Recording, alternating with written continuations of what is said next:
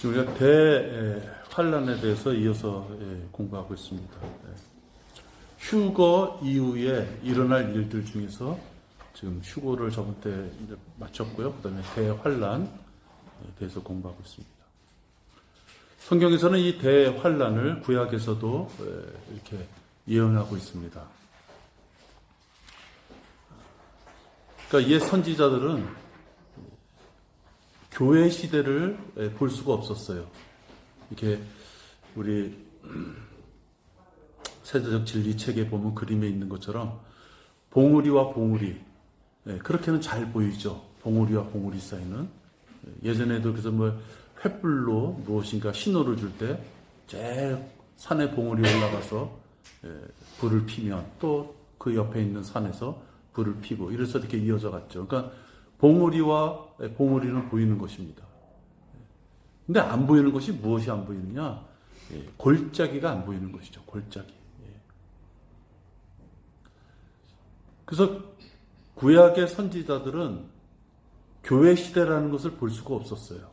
왜냐하면 그들의 눈에는 하나님의 말씀에 따라서 그들의 시각에 있어서의 그 현 시점과 그 다음에 대환란이라고 하는, 구약에서는 야곱의 고난했다라고 하는 그 봉우리만 보였던 거예요. 그래서 그 중간에 있는 교회 시대를 볼 수 없었다 하는 것이죠.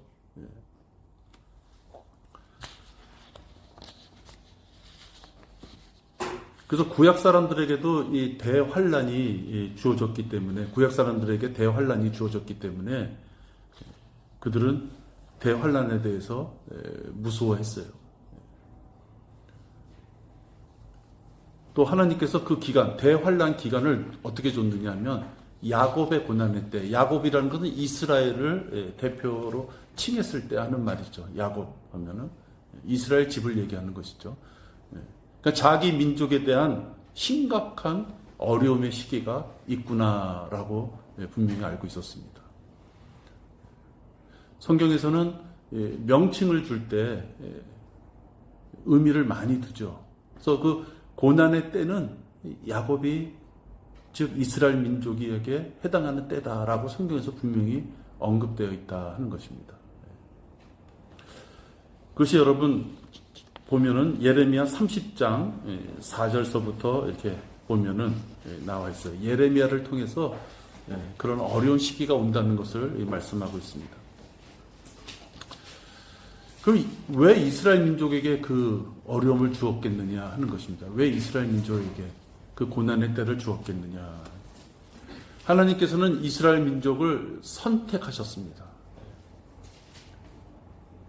나쁜 의미가 아니라면 내가 존경하는 교수로부터, 내가 존경하는 교회의 어떤 일로부터, 내가 또 꼭 하고 싶었던 직장에서의 어떤 일로부터 나에게 그것을 할 수 있는 기회가 왔다. 그 선택을 받았다. 그거 참 기쁜 일이죠. 근데 이 선택에는 책임이 따른다 하는 것입니다. 만약에 100명이다. 근데 그 중에서 한 명한테만 어떤 일을 맡기겠다라고 했을 때 99명보다는 당신이 그 일을 하시는 게 좋을 것 같습니다. 그렇게 그 일을 맡겼을 때 그 맡은 자는 선택을 받았기 때문에 참 감사한 일이지만 또 하나는 이 일은 다른 훌륭한 사람들도 있지만 이 일은 나에게 준 것을 생각할 때 내가 열심히 해야 되겠구나. 어떤 그런 책임감을 느낀단 말이죠. 이스라엘 민족도 그랬다는 것입니다. 그들은 선택을 받았어요. 선택. 그냥 뭐 종으로서 또는 약간의 어떤 일꾼으로서 선택받은 정도가 아니라 하나님 앞에 아들로서 선택을 받았다. 그 무시무시한 그 구름 속에서 음성이 들리고 천둥이 치고, 그죠? 어느 선을 넘어가면,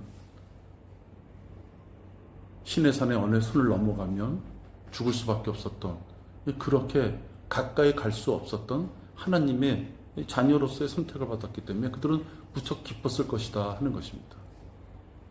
그래서 그들에게 하나님께서는 율법을 주십니다.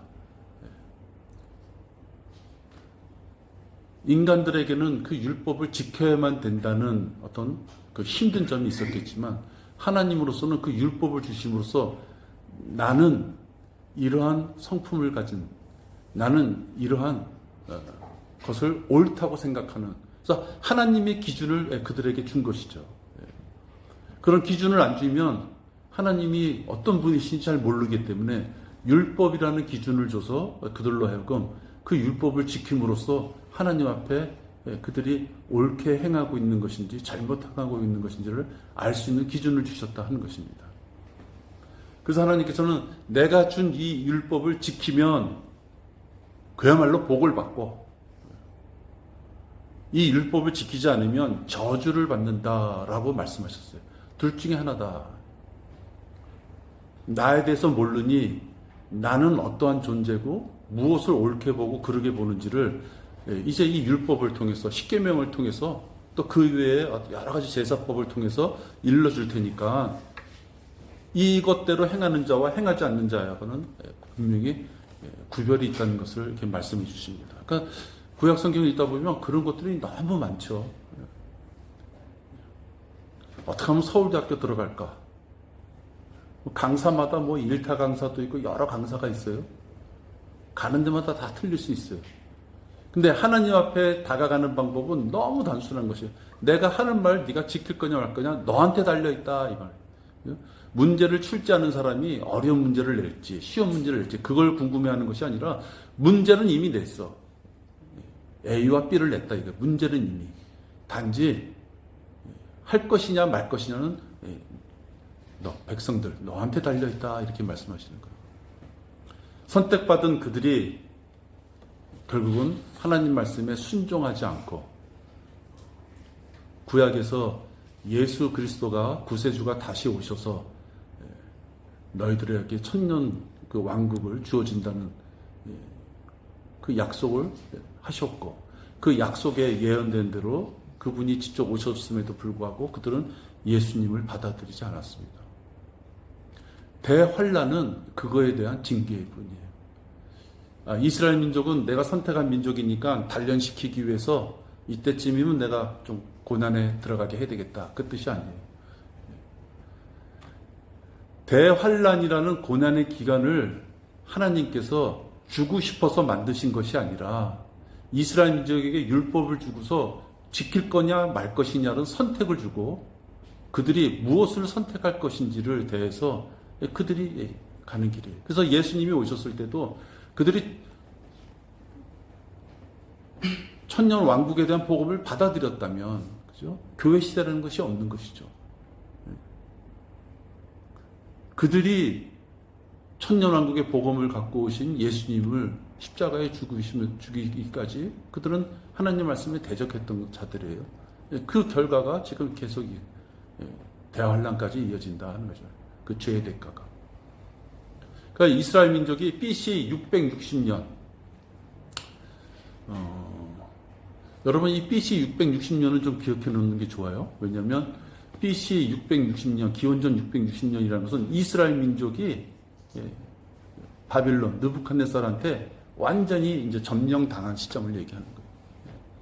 북이스라엘과 남유다가 약간의 한 50년에서 100년의 차이는 있지만 어쨌든 BC 660년을 일반적으로 바빌론한테 완전히 이스라엘이 무너진 걸 얘기하는 그 시점이 돼요. 그럼 여러분 우리가 구약을 읽으면 아주 멀고도 먼 그런 이야기 같지만요. 지금 2020년이라고 친다면요. 약 2000년하고 불과 한 400년? 그러니까 불과 이스라엘 민족이 느부갓네살한테 멸망당한 게 2400년 전이에요. 아주 먼 얘기 같지만 그렇지 않다는 것이. 또한 그런가 하면 이스라엘 민족을 침략해서 이스라엘 민족으로 하여금 디아스포라라 그래서 전 세계적으로 이제 떠돌이처럼 방황하면서 살게끔 만드는 그것이 BC 660년인데 그 역사적인 인류 역사상 그 역사적인 그 공격을 이끌었던 바빌론이라는 그 나라도 성경에는 앞부분에 있기 때문에 무척 오래전 일이지만 그렇게 오래된 나라가 아니다. 내가 고등학교 때인가 중학교 때인가요? 그 팝송에 그 바빌론이라는 그 노래가 아주 진짜 말도 못하게 유행할 때가 있었어요.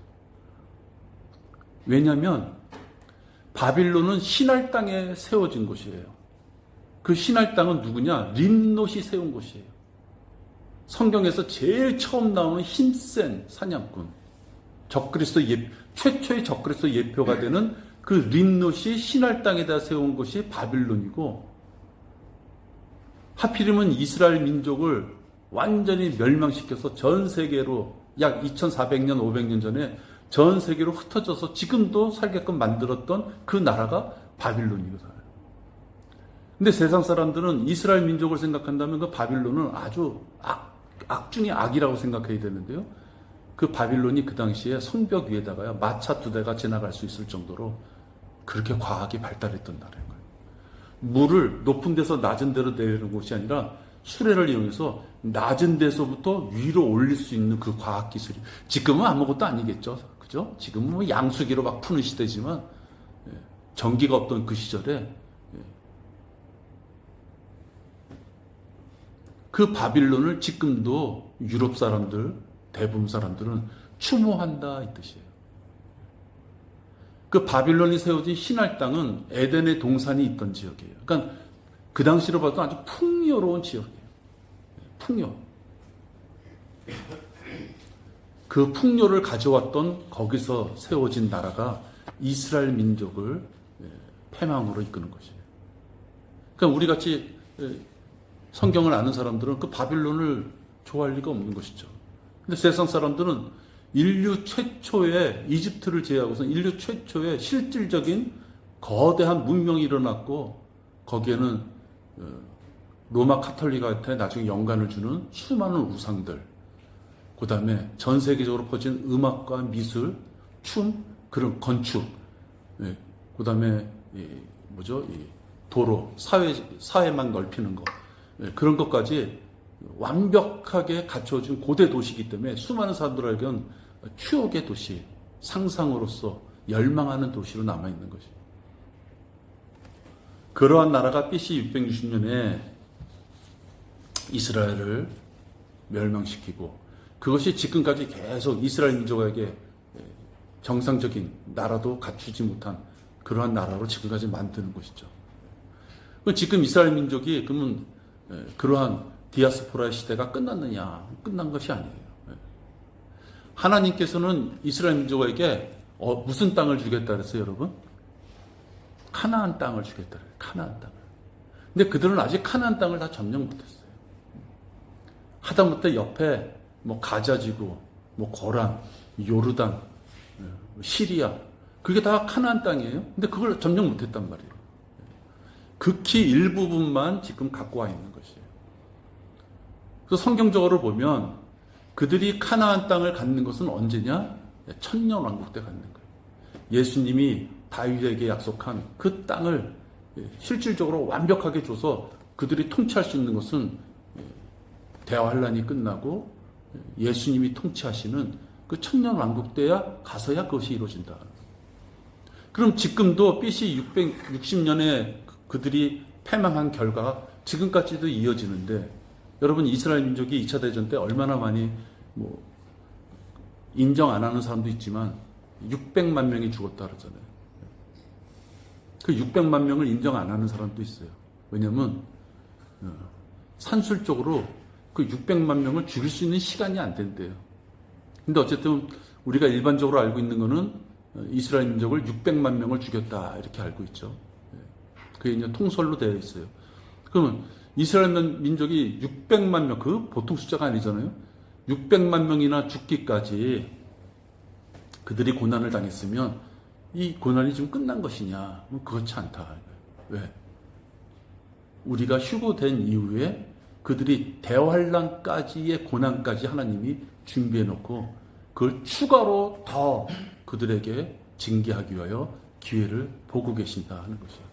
그러니까 이스라엘 민족은 얼마나 비참한 민족이냐 하는 거예요. 하나님으로부터 하나님으로부터 선택받고 기쁨의 어떠한 시간을 가질 줄 알았는데 기쁨의 시간은커녕 그렇게 어려운 생활을 하게끔 됐기 때문에 이 야곱의 고난의 때라는 것은 더 심각한 것이다 하는 것이죠. 예레미야 30장 4절부터 좀 보세요.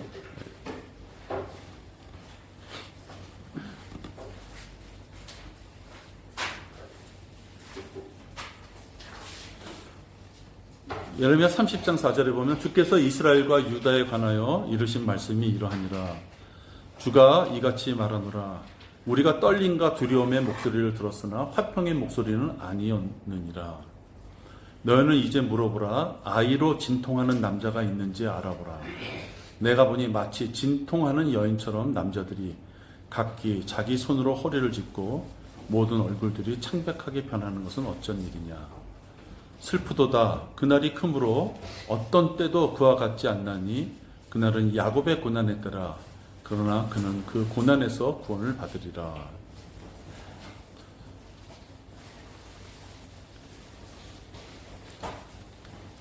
남자들이 마치 여자들이 상고의 고통을 겪는 것처럼 그렇게 창백한, 어떤 때도 그와 같은 때가 없었던 전무후무한, 그것이 바로 야곱의 고난의 때다, 이렇게 지금 얘기하고 있습니다.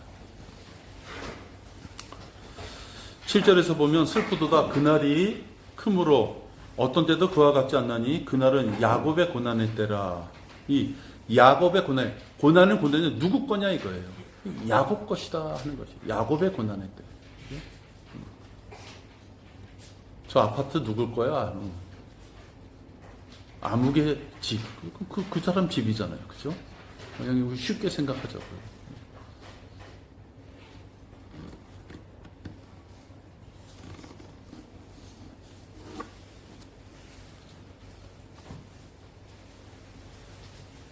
하나님께서는 그 대환란을 고난의 때라고 말씀하시면서 그 앞에다가 야곱이라고 분명히 이스라엘 민족이라고 분명히 주어졌다. 유대인이라고. 그러니까 대환란이라는 그 명칭을 보더라도 교회 시대에 그리스도인들이 대환란을 들어간다는 것은 터무니없는 것이다 하는 것이죠. 그러니까 교회 시대에 그리스도인들이 대환란을 들어간다고 이야기하는 사람들은 계속 이런 구절 볼 때마다 이것을 문자적으로 보지 않는 것이죠. 마치 현대의 그리스도인들을 이스라엘 민족의 한 부분인 것처럼 생각하는 거예요. 교인들을 그렇게 보지 않는 거예요.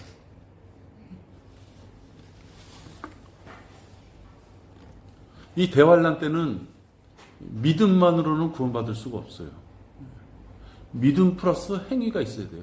예수님과 하나님을 믿는다고 해서 통과가 아니라 예수님과 하나님 믿는 게 기본적인 조건이고, 그러면 그 다음에 무엇을 하면 안 된다 이렇게 되어 있단 말이에요.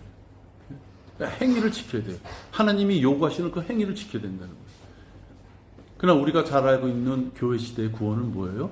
오직 믿음이에요.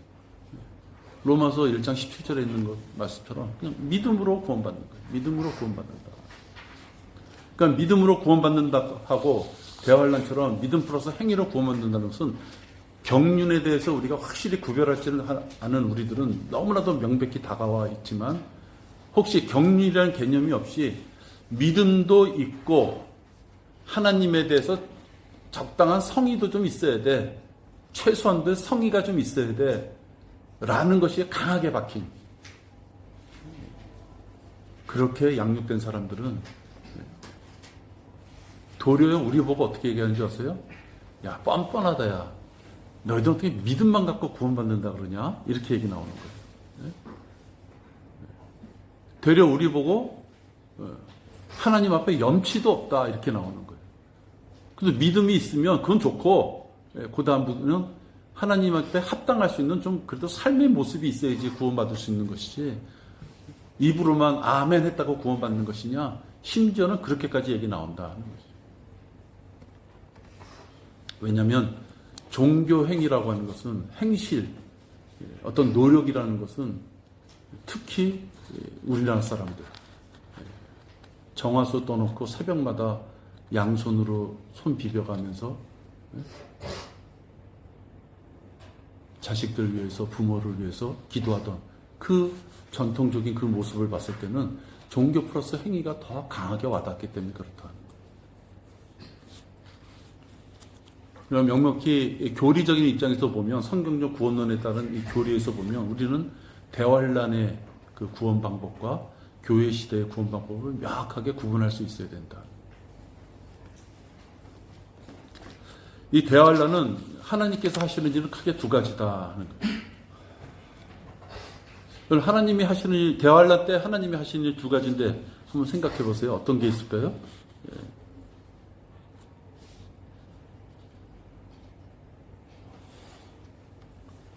다 아시는 건데 이제 이렇게 생각을 정리 안 하셔서 그래요.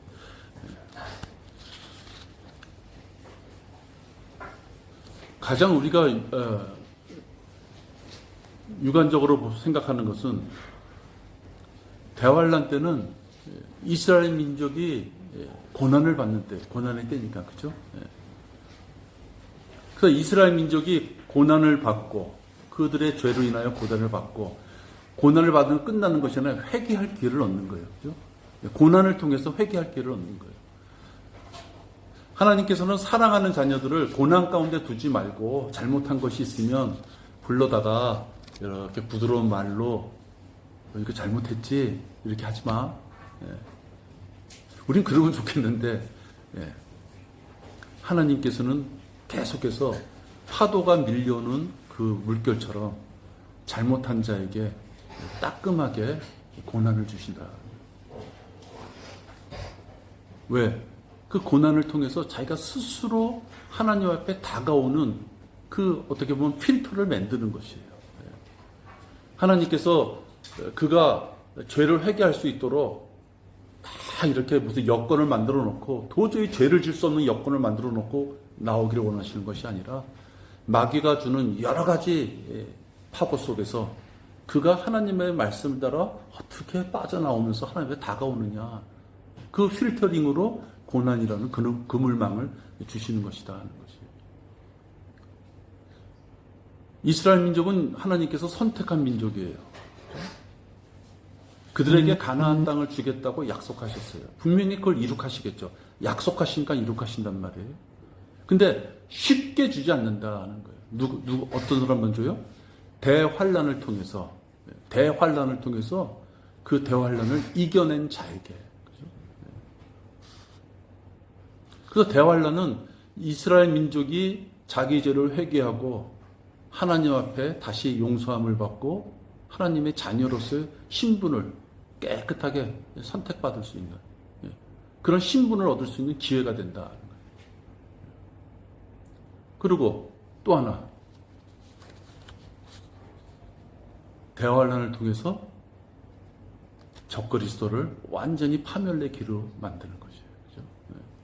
그러니까 대환란은 이스라엘 민족에게는 고난의 기간, 그 다음에 적그리스도나 거짓 선자한테는 불못에 떨어지는 그런 기간으로 삼아주는 거예요. 그러니까 대환란은 두 가지 기회가 있다.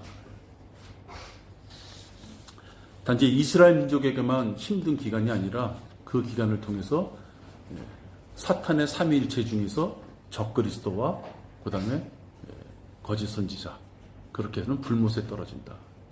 또 대환란을 통해서 또 사탄은 어디로 가나요? 사탄은 그때 사탄은 어디로 가요? 응? 깊은 구렁. 맞아요.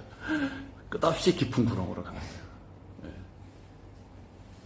그러니까 이 대환란이라는 것은 이스라엘 민족 할 때는 회개받을 수 있는 기회다. 근데 그 회개를 그냥 주는 것이 아니라 무시무시한 고난에 그물망을 쳐놓고 거기서부터 구원받는 자.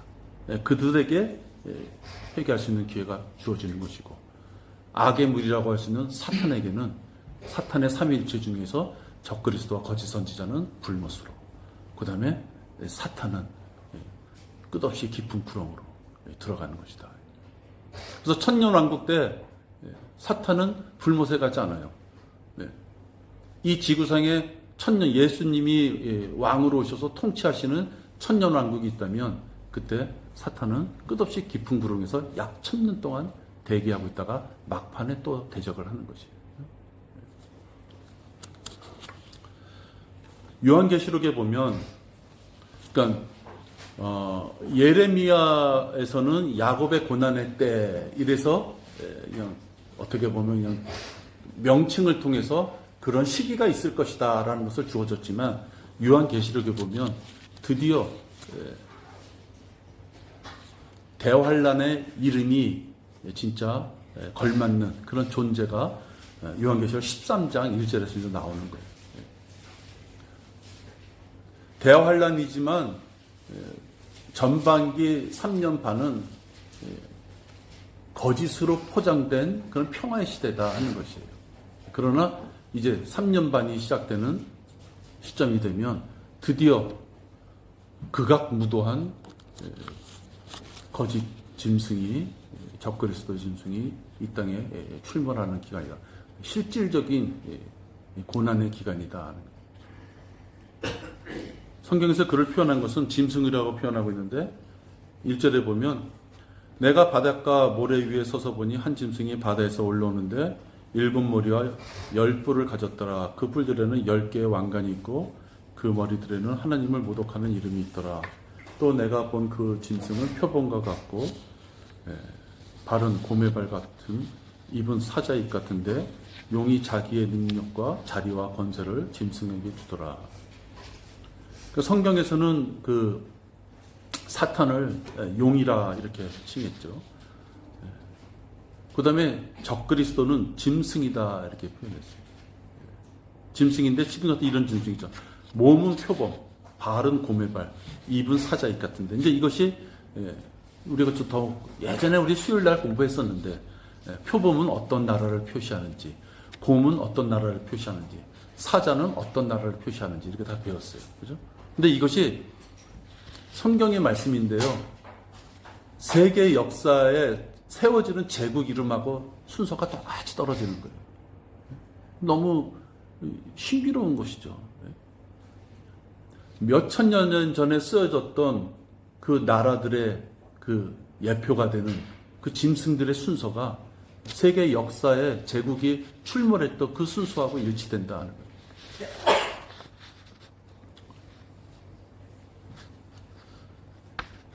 3절에 보니까 또 내가 보니 그의 머리들 가운데 하나가 상처를 입어 죽게 된 것 같았으나 그의 치명적인 상처가 나으니 온 세상이 기이 여겨 그 짐승을 따르더라. 그러니까 이 적그리스도도 어떻게 보면 삼위일체를 보면 예수 그리스도와 이렇게 비교되잖아요. 그러니까 적그리스도 이 짐승도 예수님과 같이 마치 부활한 것처럼, 그러니까 마귀는 하나님이 하셨던 일을 그대로 다 흉내내는 거예요. 죽은 것 같으나 그가 치명적인 상처 나으니 온 세상이 기이 여기더라.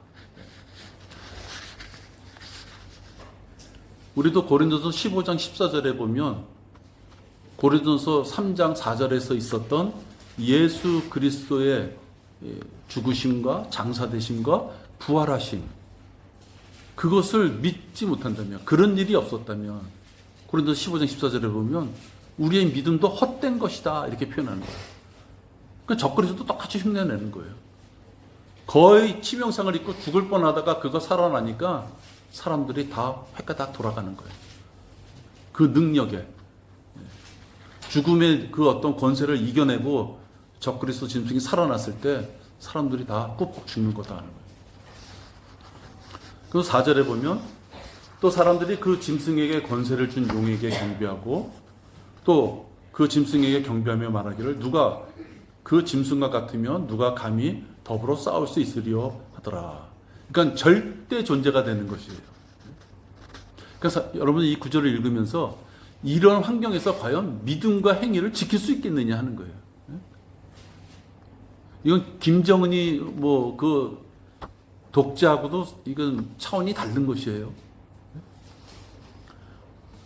성경 자체에 용으로부터, 즉 사탄으로부터 적그리스도 짐승이 모든 권한과 능력을 받았다는 거예요. 그러니까 누가 감히 그와 더불어 싸울 수 있으리요. 대적할 수 없다. 그러니까 대환란에서 믿음과 행위를 지켜서 구원받을 수 있다는 것은 그는 극히 그 자체가 기적적인 일이다 하는 거예요. 그러니까 다시 말하면 또 거꾸로 들어가면 어떻게 들어가요? 대환란에 들어가면 안 된다. 이방인이든 유대인이든 교회 시대가 있을 때 구원받아야 된다. 그죠? 왜? 교회 시대가 끝나면 대환란으로 들어가니까. 대환란에 들어가서 믿음과 행위를 지키면 구원받는다고 말하지만 여기 지금 4절에 있는 것처럼 누가 감히 그와 더불어 싸울 수 있으리요. 절대적이진 않지만 감히 그하고 대적할 수 없다 하는 것이에요. 근데 그 짐승이 어떻게 해요? 5절에 보면 그 짐승이 큰 일들과 모독하는 말들을 하는 입을 받았으며, 뭐 하나님을 대적하는 말들을 하는 거겠죠. 또 42달 동안 활동한 권세를 받았더라. 이 42달이 뭐예요? 몇 년이에요? 만약 42달이면 3년 반이에요. 3년 반. 그죠? 그러니까 대환란은 7년인데 적그리스도가 드디어 나타나서 그가 수많은 사람들을 미혹시키고 죽음에 이끄는 식인 제사를 지내는 그 시기가 3년 반을 주어졌다 하는 것이에요. 6절에 보면 그 짐승이 입을 벌려 하나님을 대적하여 모독하되 그의 이름과 그의 성막과 하늘에 거하는 자들을 모독하더라. 7절에 그가 성도들과 싸워 그들을 이기는 권세를 받았으며 모든 족속과 언어와 민족을 다스리는 권세를 받았더라. 성경에서 주어주신 말씀에 따르면 7절의 말씀을 봐도 666 표를 받지 않고 형상에 경배하지 않고 구원받을 자가 극히 없겠구나라는 것을 이 구절을 보면 상식적으로 알 수 있는 것이에요. 아예 성경 자체에 적그리스도의 능력이 무궁무진한 것을 이미 이렇게 밝혀주고 있다는 것이에요. 8절에 보면 세상의 기초가 놓인 이래로 죽음 당한 어린 양의 생명책에 그들의 이름이 기록되지 못하고 땅에 사는 모든 자는 그에게 경배할 것이라. 666표를 받은 사람들은 생명책에 기록될 수 없죠. 그러니까 그들은 살아남기 위해서 모든 자, 땅에 사는 모든 자가 그에게 경배할 것이라. 그래서 9절에 누구든지 귀 있는 자는 들을지어다. 이건 우리가 설교 제목으로도 많이 쓰는데요. 누군가가 올바른 복음을 전해서 그걸 들었다 하더라도 적그리스도가 능력을 발휘하는 그 기적과 이적, 그런 표적들이 너무 강력하기 때문에 그걸 시각적으로 본 사람들이 그 미혹에 안 넘어갈 수 없다라는 것이에요. 누구든지 귀 있는 자는 들어라 라고 말씀하지만 이 말씀의 반대 뜻은 무엇이냐? 강력한 마귀의 미혹에 귀가 열려질 수 없다라는 걸 얘기해요. 11절에 보면 또 내가 보니 다른 짐승이 땅에서 올라오는데 어린 양처럼 두 뿔을 가졌으며 용과 같이 말하더라. 이것은 다른 짐승은 뭐예요? 첫 번째 짐승은 적그리스도, 두 번째 짐승은 거짓 선지자. 첫 번째 짐승이 적그리스도라면 예수 그리스도를 예표하는 것, 비교하는 것. 여기서 다른 짐승, 두 번째 다른 짐승은 거짓 선지자, 즉 성령님을 대적하는 걸 얘기해요. 상대적으로. 그렇죠? 어린 양처럼 두 뿔을 가졌으며 용과 같이 말하더라. 근데 이 거짓 선지자도 보통이 아니야. 우리 삼위일체 보면 하나님과 예수님과 성령님이 다 동일한 능력과 성품을 가지셨잖아요. 사탄의 삼위일체도 마찬가지다 하는 것이에요. 그러니까 이 두 번째 다른 짐승, 즉 거짓 선지자, 이 짐승도 12절에 보면 첫째 짐승이 가졌던 권세를 다 도로 갖는 거예요. 자기도. 네? 네. 그러면서 뭘 얘기해요? 치명적으로 죽을 수밖에 없었던 첫 번째 짐승을 많은 사람들이 경배할 수 있도록 이 자가 놀라운 이적을 부리는 그런 미혹을 행한다는 거죠. 그러니까 첫 번째 짐승인 적그리스도를 예표하는 그 짐승도 능력이 있는데 그 뒤에 오는 두 번째 짐승인 거짓 선지자 이 짐승도 적그리스도의 능력과 거의 대등한 능력을 다 받고, 그가 하는 일은 뭐예요? 성령님이 예수님이 하신 것을 일러주는 것처럼 두 번째 다른 짐승도 적그리스도에게 경배하도록, 그죠? 그 역할을 한다. 어떤 역할까지 해요? 13절에 보면 큰 이적들을 행하는데 심지어는 사람들 앞에서 불을 하늘에서 땅으로 내려오게 하더라. 이게 엘리야가 했던 것이잖아요. 그죠? 기도로서 하늘에서부터 원하는 시간에, 원하는 장소에 그냥 불덩어리가 확 떨어지는 것이 아니고, 그죠? 누군가의 입을 통해서 발설이 됐는데 그 발설한 것에 따라서 딱딱딱 떨어졌을 때 여러분 눈이 확 돌아가지 않겠어요? 기도원에 가서 안진뱅이가 일어나고 손이 굽었던 사람이 펴지고 그것만 봐도 쓰러지는데, 하늘에서도 불덩어리가 떨어지는데 어느 누군가가 말하는 위치에, 말하는 시간에 그 어떤 크기대로 탁탁 떨어진다고 생각하면, 그죠?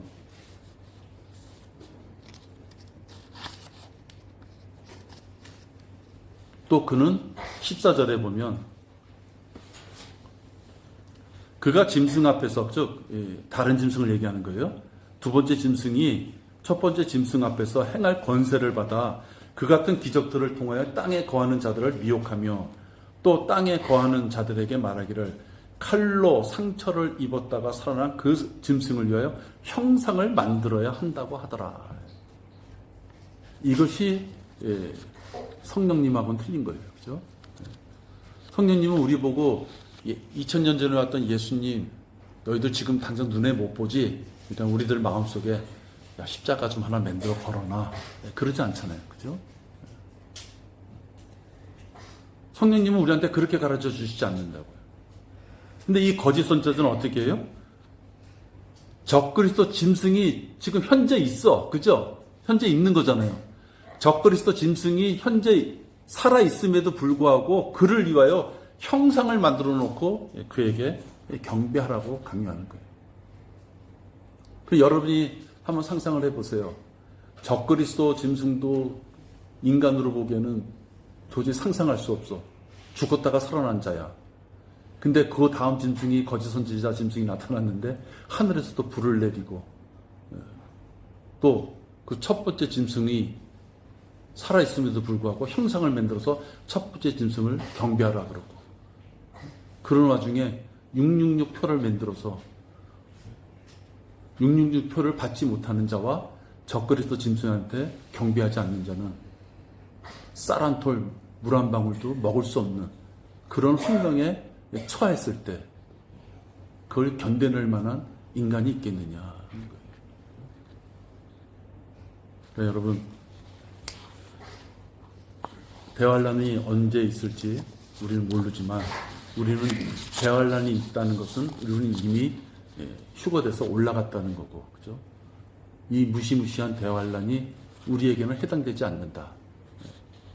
그 기쁨을 오늘 여러분들 감사함으로 누리시길 바랍니다. 네, 잠시 기도하겠습니다. 하나님 아버지, 감사를 드립니다.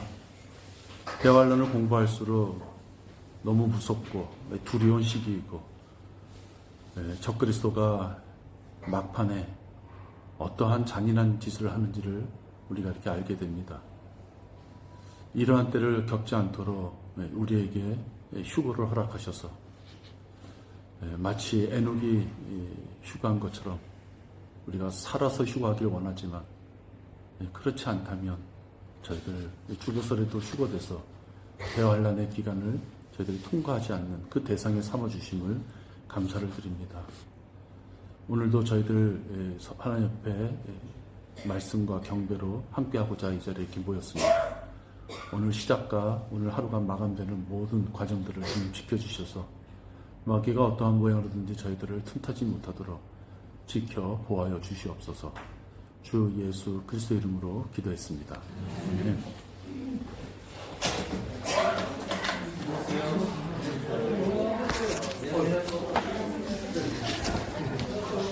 아니, 박성훈 자매님은 왜 다치셨어요? 응? 삐끗했어요? 인대? 뼈 조각이? 그럼 그것도 수술 못하고 그냥 이렇게 견뎌야 되는 거예요? 네. 아, 네.